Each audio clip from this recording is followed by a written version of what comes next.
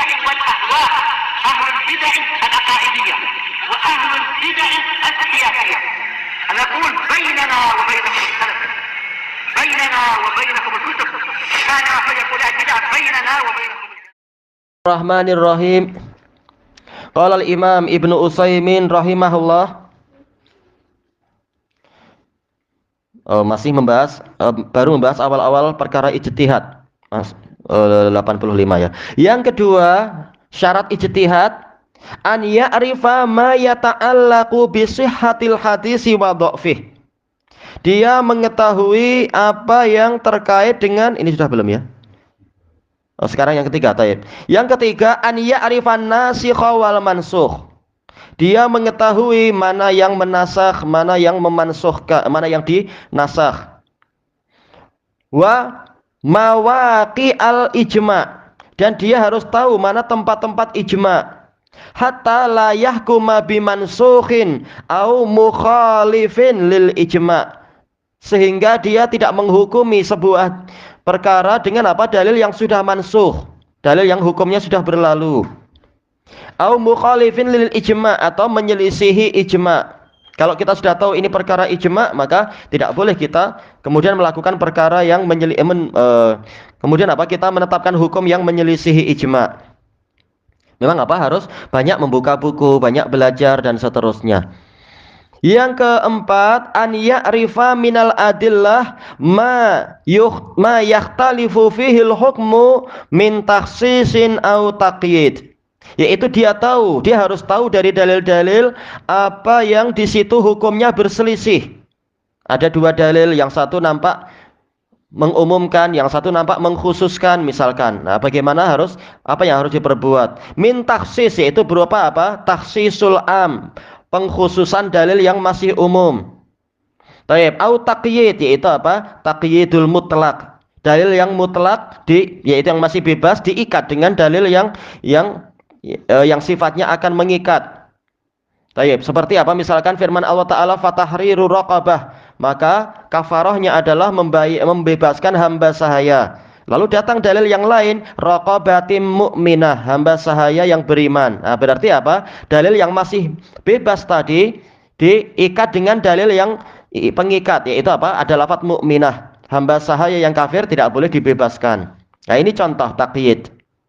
Au nahwih, atau yang seperti itu.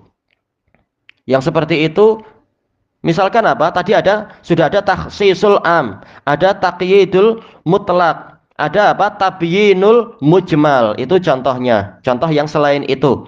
Ada dalil yang masih global, wa aqimus shalah, tegakkan salat. Tapi Pak, bagaimana praktik salatnya? Ada tabyin, yaitu apa? Ada warka'u ma'ar raki'in, usjudu. Dalil yang menunjukkan apa? Di dalam sholat itu ada ruku', ada sujud, wa qumu lillahi qanitin, berdirilah untuk Allah dengan tenang dan diam. Baik. Berarti dalam sholat ada yang namanya berdiri. Nah, diperinci oleh Nabi di dalam hadis-hadis. Shallu kama ra'aitumuni usolli. Sholatlah sebagaimana kalian melihat saya sholat. Nah, lalu disebutkan Rasulullah sholatnya bagaimana. Ini contoh dua dalil yang perlu apa? Perlu disatukan. Kemudian hatta la yahkuma bima yukhalifu dzalik. Ya, dia harus tahu ini semua sehingga dia tidak menghukumi dengan hukum yang menyelisihi ketentuan tadi. Tayyib. Yang kelima, an ya'rifa minal lughati wa usulil fiqh ma yata'allaqu bidalalatil alfaz. Dia harus tahu dari ilmu bahasa Arab dan usul fikih pengetahuan yang terkait dengan penunjukan lafaz. Alhamdulillah sudah banyak kita pelajari di dalam buku ini. Kal'am, seperti dalil yang bersifat umum. Gimana kita tahu dalil tersebut bersifat umum? Karena ada lafaz kul misalkan, semua. Atau misalkan ada apa itu? Al-istighraqiyah, menunjukkan umum juga. Atau seperti apa? Yaitu berupa isim syarat. Man amila sholihan fa nafsihi. Ini umum, man. Kenapa? Karena dia adalah isim syarat. Berarti bukan hanya untuk orang kaya, orang miskin juga wajib beramal soleh. Bukan hanya untuk laki-laki, perempuan juga wajib beramal soleh. Dan bukan hanya rakyat jelata, orang-orang bangsawan juga wajib beramal soleh. Ini contoh. Bagaimana kita tahu dalil itu umum? Karena dia adalah man, yaitu isim syarat. Tayyib. Atau nakirah fi siyaqi syarat, itu juga bersifat umum. Ini alhamdulillah sudah kita lewati. Secara apa dasarnya? Tayyib wal khas, ada dalil yang bersifat khusus. Ternyata apa? Nabi bersabda ini hanya tentang orang tertentu. Maka jangan orang yang tidak terkait kemudian kita babitkan ke dalam hadis tadi, sementara hadisnya bersifat khusus, misalkan khusus untuk siapa, misalkan wal mutlak, ada dalil yang bersifat mutlak seperti tadi itu fatahriru raqabah.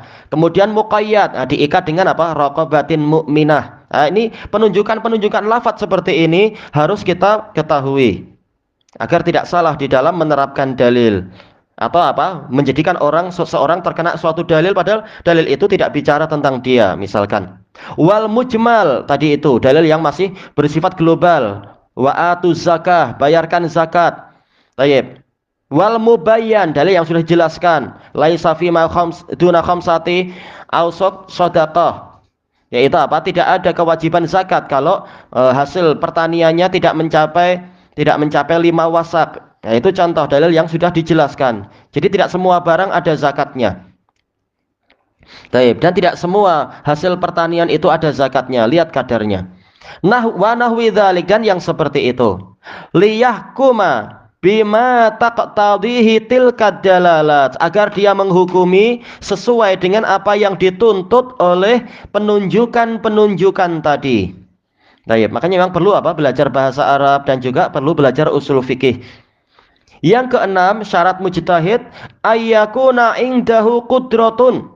Dia harus memiliki kemampuan yatamakkanu biha, yang dengan itu dia mampu, dia kuasa min istimbatil ahkam, untuk mengambil faedah, istimbat mengambil faedah, mengambil pelajaran dari hukum-hukum, min adillatiha, dari dalil-dalilnya. Istimbat itu dari nabat, asalnya adalah apa? Mata air. Istimbat yaitu berusaha mengeluarkan mata air, yaitu mengambil faidah dari dalil-dalil yang ada. Berarti apa? Walaupun dia sudah hafal banyak, tapi kalau dia tidak mampu mengambil pelajaran dari dalil-dalil yang dia hafal, berarti dia belum layak untuk berijtihad. Lalu bagaimana kalau orang sudah hafal? Alhamdulillah sejak kecil dia sudah dilatih hafal ini, hafal itu. Terutama kalau apa, orang tua yang paham, sehingga anaknya pun sejak kecil sudah latihan hafalan banyak. Lalu bagaimana untuk dia mampu menggunakan senjata yang telah dia miliki itu? Memang perlu apa? Banyak pelatihan. Sebagaimana ini disebutkan oleh Imam Asy-Syaukani dalam Irsyadul Fuhul terkait dengan kitab usul. Yaitu apa? Bil mumarasah, tulul mumarasah, yaitu lamanya pelatihan. Wa mujalasatul ustad, dan memang harus sering duduk-duduk dengan para pengajar agar tahu bagaimana cara mempraktikkan dalil-dalil tadi, tahu bagaimana menggunakan senjatanya. Soalnya kalau orang sudah bawa senjata banyak tapi belum belajar, nggak ada gunanya senjatanya itu. Paling digunakan untuk memukul aja, padahal itu senjatanya bazooka. Rugi digunakan untuk memukul. Karena dia belum tahu bagaimana cara menembak. Jangan-jangan menembaknya terbalik, ke depan malah jadi ke belakang. Susah. Berarti apa? Memang harus berlatih agar tahu bagaimana memanfaatkan apa yang telah dia miliki. Baik. Wal ijtihad qad yatajazza. Sekarang perlu dipahami bahwasanya ijtihad itu terkadang terbagi-bagi. Fayakunu fi babin wahid min abwabil ilm. Maka dia boleh berlaku ijtihad itu pada satu bab saja dari bab-bab ilmu. Memang orang ini pakar dalam nahwu misalkan, dia boleh ijtihad dalam ilmu nahwu. Atau apa, dia hanya pakar di dalam masalah mustalahul hadis, maka dia hanya boleh ijtihad dalam mustalahul hadis.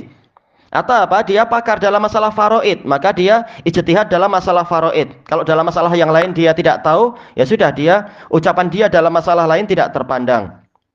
Baik. Nah, itu polanya. Baik. Seperti misalkan Yahya bin Ma'in, jelas beliau imam besar dalam hadis. Ijtihad beliau dalam menghukumi seseorang atau menghukumi hadis itu terpandang. Tapi dalam fikih beliau sendiri mengakui beliau tidak banyak memahami fikih. Beliau ikut mazhab Hanafi. Maka ucapan beliau di dalam masalah fikih itu tidak terpandang. Makanya dalam kitab-kitab fikih kita boleh jadi tidak mendapatkan apa kata Yahya bin Ma'in dalam masalah wudhu yang begini atau apa. Tapi kalau kalam Imam Ahmad dalam segala cabang ilmu ada. Karena memang beliau betul-betul ijtihad di dalam segala cabang. Ilmunya lengkap Imam Ahmad. Itu contohnya. Baik. Au fi mas'alatin min masailih, atau di salah satu dari masalah-masalah ilmu. Misalkan dalam masalah lughah, dia hanya pandai dalam masalah nahwu, boleh ucapannya terpandang dalam nahwu. Dalam sharaf mungkin dia belum paham misalkan, maka dalam sharaf tidak terpandang, tidak boleh ijtihad dalam masalah sharaf. Ilahuna wallahu a'lam. Tentang penggunaan senjata, Iya. ada seorang askar Hmm. jumpa musuhnya berserempak. Askar itu bawa basoka, Iya. itu terancam musuh dia itu dengan basoka. Musuh dia terkejut, dia baling dia punya senjata. Askar itu ambil senjata musuh dia, dia balik dia punya basoka. Kalau itu tidak ada gunanya sebenarnya. Istilahnya karena dia tak paham basoka, atau sebenarnya basokanya rusak. Musuhnya itu yang tidak paham bahwa basoka itu tidak boleh digunakan dalam jarak dekat. Oh iya betul. Iya, nanti askarnya yang kena letupan sendiri. Cuma musuhnya yang tak paham. Ya betul, pandai. Iya betul. Baik.